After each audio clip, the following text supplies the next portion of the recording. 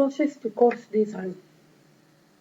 When we think about the course design, we think about the process, think about the raw data about the learning need to produce an integrated series of teaching learning experiences. The aim is to lead the learners to the knowledge. So we use theoretical information to produce a syllabus, to select adapt materials, develop methodology for teaching, and establish evaluation procedures. We have three types of course design. The first one is the language. It is the easiest.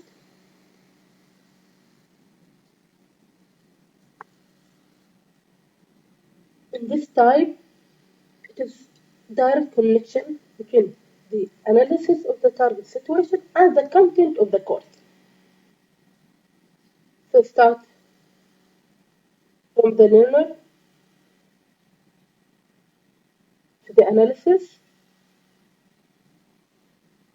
to the material used in the classroom, and then the evaluation. However, it has some weaknesses. First, the learners doesn't play any part in the whole process from the beginning or the subsequent stages. The design is static, doesn't change. We cannot go back and change. It's linear, it's not cyclic learning. So it's step by step. Ignore the learner motivation, involvement, interest.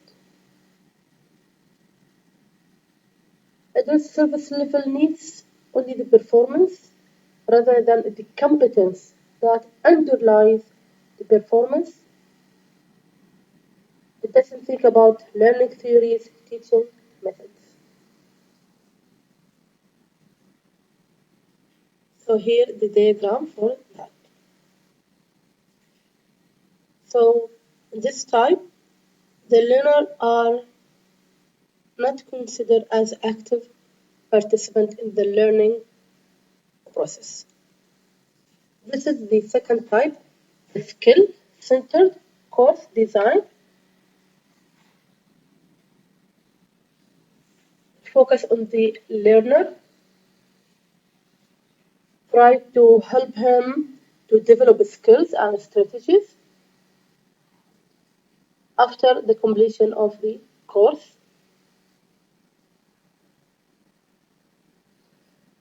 So they try to look behind the target performance data to discover what processes enable someone to perform.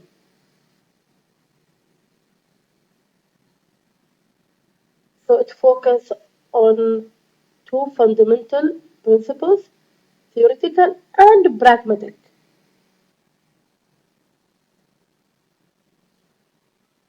Theoretical basis, we think about the skills, strategies, performance, competence.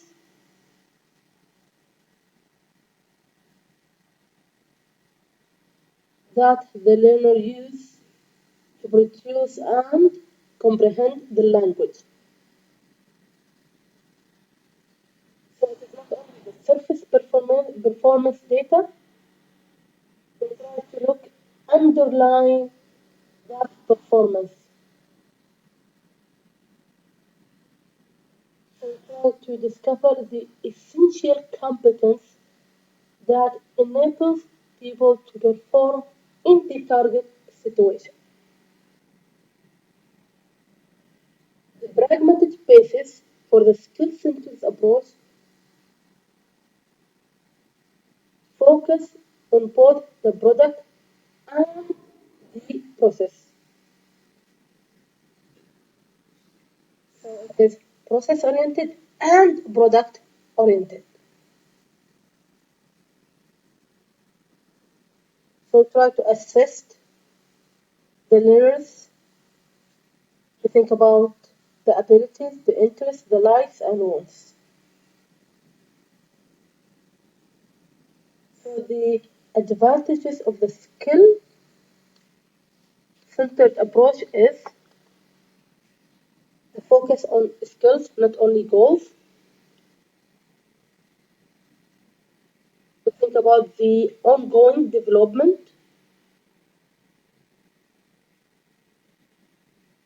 address the learner's performance and the competence that underlies the performance, focus on the product and the process. So it takes learners more into account than the language centered approach. So the focus here on the learner.